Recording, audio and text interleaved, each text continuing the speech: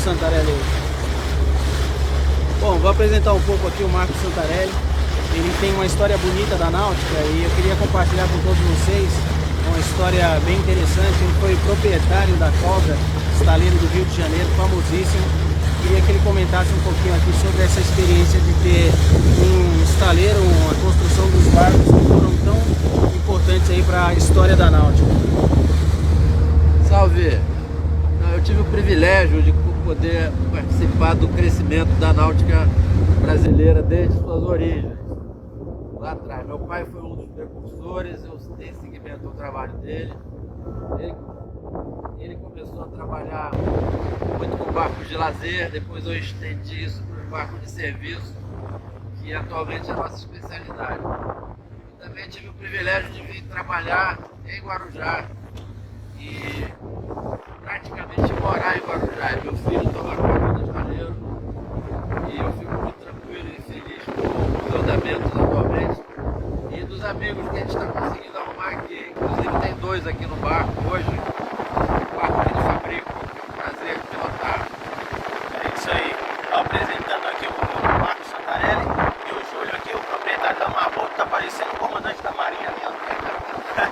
Fomos presos, será que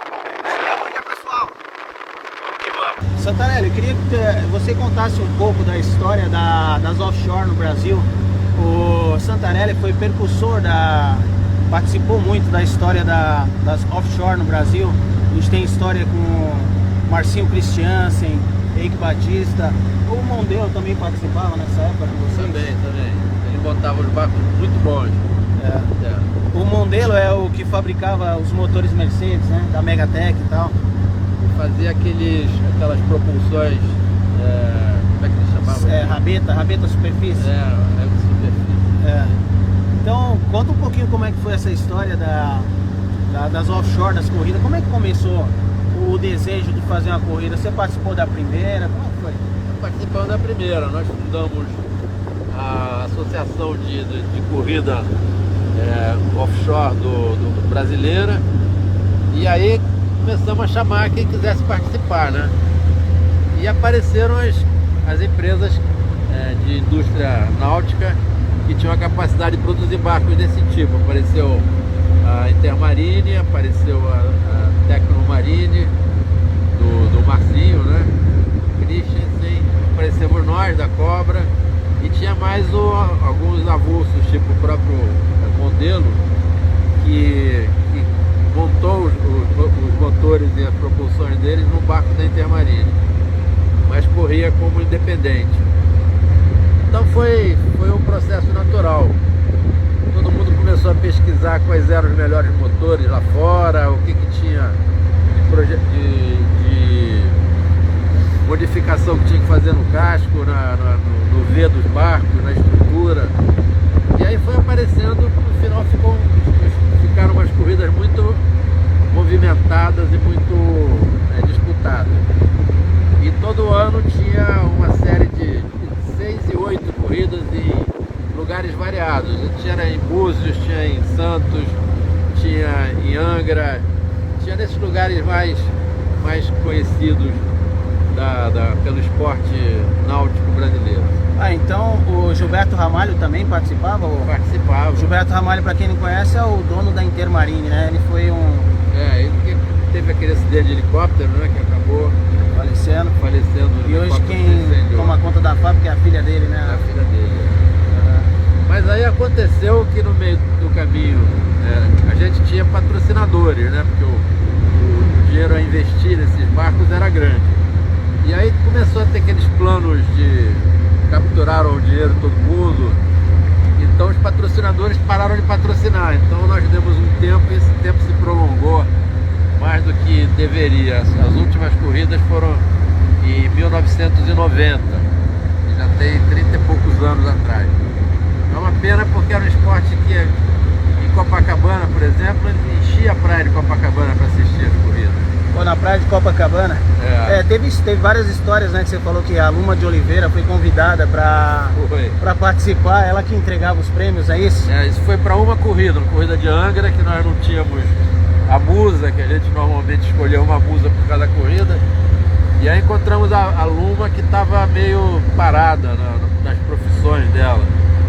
E aí colocamos ela lá e ela acabou, nós colocamos ela para hospedar na casa do Ike Batista, e o Ike Batista acabou casando com ela.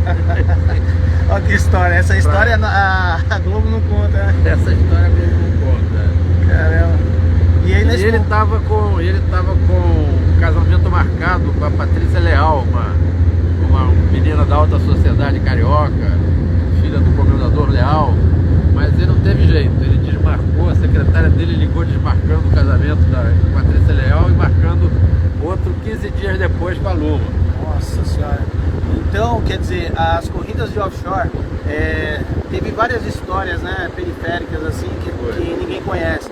E o Gilberto Ramalho e o Eike Batista, né, eles corriam juntos? Gilberto, o Eike Batista... Eles corriam nas mesmas corridas que a gente corria, né? Tá. Mas não corriam juntos no mesmo barco. No mesmo barco. O Eike Batista tinha um barco que ele trouxe do campeão americano de corrida, o catamarã lá, que ele botou nos motores Lamborghini. E era um negócio bem complicado. E acabou que ele não ganhou nenhuma corrida, ele sempre quebrava no meio do caminho. Mas aí, depois, como diz, acabaram porque acabou o patrocínio, né? E ao mesmo tempo que o mercado despencava nessa época desses planos mais audaciosos, né? Mas assim, conta uma história legal, assim, que, por exemplo, uma corrida que saiu de Ilhabela até o Rio de Janeiro, ou do Rio de Janeiro até Ilhabela, teve alguma coisa assim, os barcos quebravam muito naquela época, nas corridas? Não quebravam não, a gente tinha uma como é que se diz, um suporte mecânico muito bom, quer dizer, quando os barcos saíam, os motores já estavam preparados para aquele tempo de corrida, já estavam preparados para a potência que tinham que utilizar, então foi tudo muito controlado, não teve nenhuma. Teve um ou dois barcos que afundaram por problemas de selagem dos eixos, esse tipo de coisa. No meio do percurso o barco quebrou e afundou? Começaram a ratear e pararam e acabaram afundando. Tá. E as corridas elas aconteciam em alto mar, né? E a velocidade era livre. E como que fazia as classificações dos barcos? Para potência, classificava por potência ou por tamanho? A categoria era força livre, então podia botar a potência que queria. A gente trabalhava com dois motores 7,5 litros da Mercury Cruiser, com as rabetas especiais também, com pouco arrasto, e nós ganhamos uma temporada inteira. Ganhamos a temporada de 88 e no meio da temporada de 89 nós tivemos que parar porque também o patrocínio estava se retirando e daí pra frente praticamente não teve mais corrida. O patrocínio que você falava eram estaleiros, eram postos de gasolina, o que eram os patrocínios? Tinha cartão de crédito, tinha um pouco de qualquer coisa, de material esportivo, da Nike, tinha um bocado de patrocínio bom. Mas depois a brincadeira ficou muito cara para só os estaleiros suportarem o custo, né? Mas foi muito divertido, durou uns 3 anos essa brincadeira. Agora bacana. E a velocidade que vocês chegavam assim, era o quê? Coisa de 60 milhas? Chegava um pouco mais do que isso aí. 70 milhas? A gente está falando de 25, 30 anos atrás, né? Então, hoje, para quem conhece velocidade e valoriza, sabe a história que o nosso gracioso amigo aqui está falando, né? Porque depois veio o Gontran também, teve o Miguel da Axtor, mas só que ele já veio para a década de 90, né? Mas a gente está falando do início das corridas mesmo, a gente está falando do Márcio Christiansen, Gilberto Ramalho, né? Tá falando do Eike Batista, figuras que foram percussoras desse mundo náutico. A gente está com a ideia de voltar com esse tipo de corrida, nem que seja só uma temporada, para a gente marcar aí, falar sobre um pouco dessa história e fazer um livro, né? Alguma coisa assim. Mas uma das coisas mais interessantes que tinha era Santos de Ilhabela. Corrida de Santos de Ilhabela? Mas aí era livre, né? Era para uma categoria livre, né? Força livre, né? Nós ganhamos duas delas, Santos de Ilhabela. tinha algum helicóptero filmando vocês? Só tinha. Quando você estava na frente, você pilotava com o helicóptero vendo os trilhos aqui em cima da cabeça. Pô, em Santos Ilhabela, e as famílias iam, né? O pessoal levava a família, levava... A torcida ia junto. A gente, em Ilhabela, a gente alugou um casarão inteiro para hospedar todo mundo. Aí teve churrasco da Vitória, era uma beleza. Pô, então olha que história bacana, isso aí precisa voltar, né? A gente precisa trazer e fomentar, porque não precisa ter tanta velocidade, mas eu acho que o entorno da brincadeira eu acho que já vai marcar bastante, né? Vai. Porque não é só fabricar barco, você vê que não é um aglomerado de fibra, é uma espécie de sonhos que se tornam realidade e viram histórias, né? Para ser contada. E as cidades paravam, né? Quando a gente ia fazer a corrida de Búzios, de Angra, as cidades paravam para assistir. Todo mundo alugava saveiro para ir lá para fora assistir.